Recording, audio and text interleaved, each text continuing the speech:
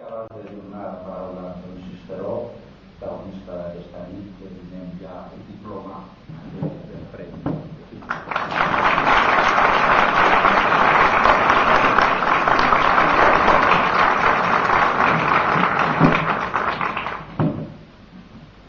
Bé, jo haig de començar, evidentment, i amb molt de gust, a donar gràcies a moltíssima gent. Per descomptat, l'Editorial Mediterrani va creure en l'obra.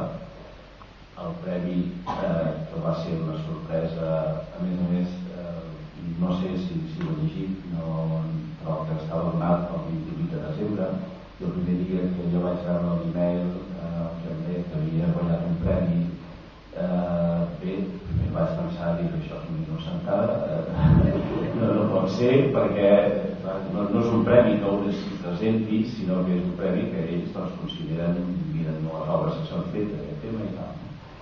Bé, per descomptat, també moltíssimes gràcies a ells, moltíssimes gràcies a la meva família que m'ha suportat més de 6 anys d'estudis i de recerques i de visites a tots els llocs on es va filmar la pel·lícula, etc.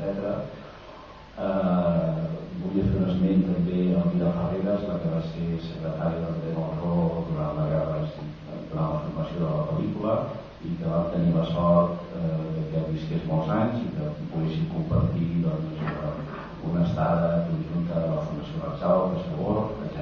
Moltíssimes gràcies a tots vosaltres que esteu aquí. Bé, el meu paper és que em torno a parlar una miqueta de la pel·lícula que veureu, possiblement molts de vosaltres la coneixeu.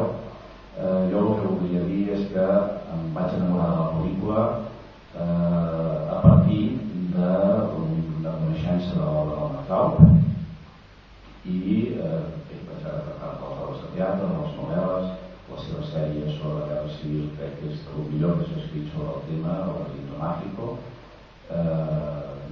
que les 6 novel·les que composen el Laberinto Mágico totes són campo cerrado, campo abierto, campo de sangre, etc., campo de lamentos, i per tant el títol d'aquesta obra, doncs, Campo de Esperanza, no és gratuït, sinó que és combinar el nom de les novel·les del Marxal amb l'espoir de l'esperança del Malraux.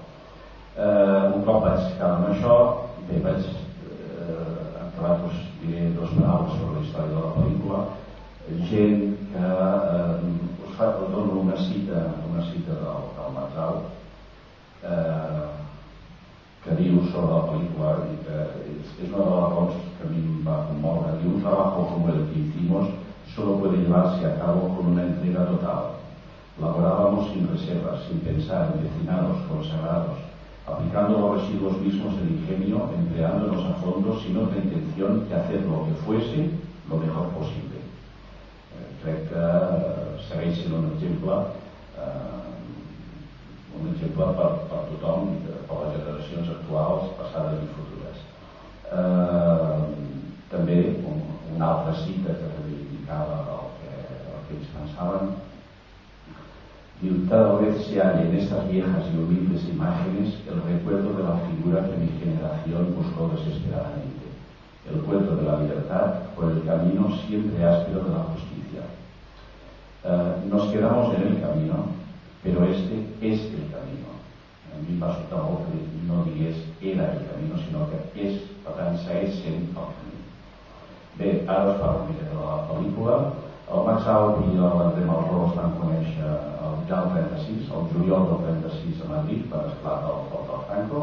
Els presenta el José de Camín a l'Hotel Florida, que ells coneixen. Aleshores, l'André Malraux munta una esquadreta d'aviació, d'aquí que la pel·lícula té molta importància tot el que és l'aviació.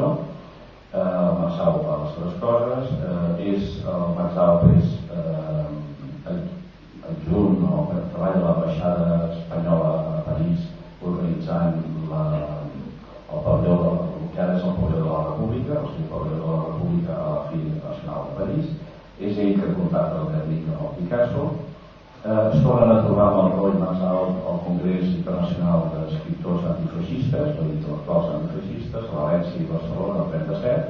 Mentrestant, el Malraux ha escrit la seva novel·la L'Espoir i, quan ha acabat tot això, se'n va als Estats Units a promocionar-la. Els Estats Units estava en una situació que no podia intervenir en el conflicte i el Malraux, amb la seva capacitat de convenciment, parla amb uns, inclús parla amb l'esposa del Roosevelt i torna a Espanya amb la veu Negrín, veu a l'Azanya, els diu: jo als Estats Units tinc un públic, els promet milions i milions d'espectadors, i sobretot hi ha un factor que és important, que el gener del 39 als Estats Units s'havia de votar l'esmena Nye, que hagués fet que als Estats Units, si s'hagués aprovat aquesta esmena, hagués autoritzat la venda d'armes a la República, amb la qual cosa, el desequilibri que hi havia de l'ajut internacional de la intervenció s'hagués tancat. Per tant, arriba aquí, a primers del 38, els hi ven la idea, i el Negrín, sobretot, li treu, els hi dona fons, jo diria que superiors a la mitjana del que costava una pel·lícula a l'època, els hi dona 750.000 pessetes i 100.000 francs, i comença. Aleshores és quan el Malraux torna a contractar el Marzau, que era en aquell moment el secretari del Consell Nacional del Teatre, el vicepresident era l'Antoni Machado, era el secretari, i per tant estava en contacte amb actors, amb gent de Trezzo, amb escenaris, etc. I comencen a trobar amb mil dificultats de tota mena. La pel·lícula no la podien revelar aquí perquè hi havia bombardejos i tallaven la corrent, per tant l'havien d'enviar a París a revelar als estudis patent, el qual volia dir que el Malraux no podia veure una escena que ell havia filmat fins al cap de 4 o 5 setmanes. Per tant, el ràcord, el combinar una escena amb l'altra era molt difícil. Filmen amb escenaris d'aquí, encara que la pel·lícula en aquell moment es deia Sierra de Teruel, o filmen amb escenaris d'aquí. Són 3 plans, 3 accions simultànies.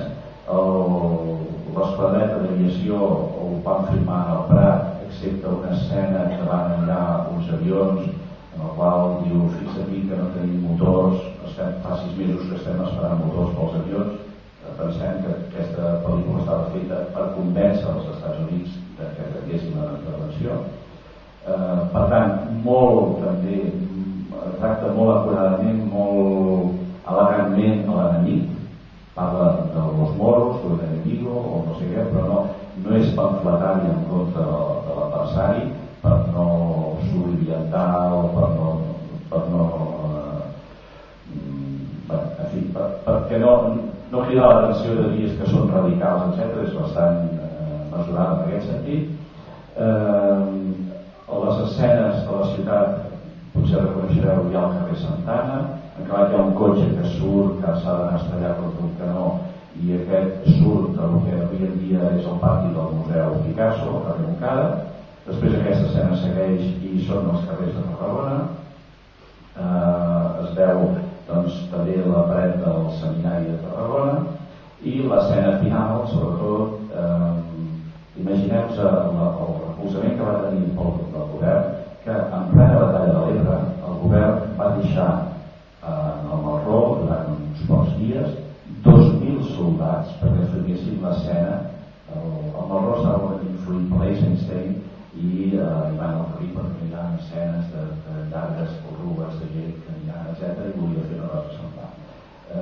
Doncs hi van deixar 2.000 soldats, el qual diu molt a favor del poder de convenciment que tenia el Malraux. Això està filmat a Collbató, al camí de les coves del Salita. Bé, què passa? Que s'acaba la guerra, com ja s'ha dit aquí, i la pel·lícula encara no s'ha acabat. Va ser una de les coses que a mi també m'agradava molt. O sigui, el voler acabar la pel·lícula passis el que passis.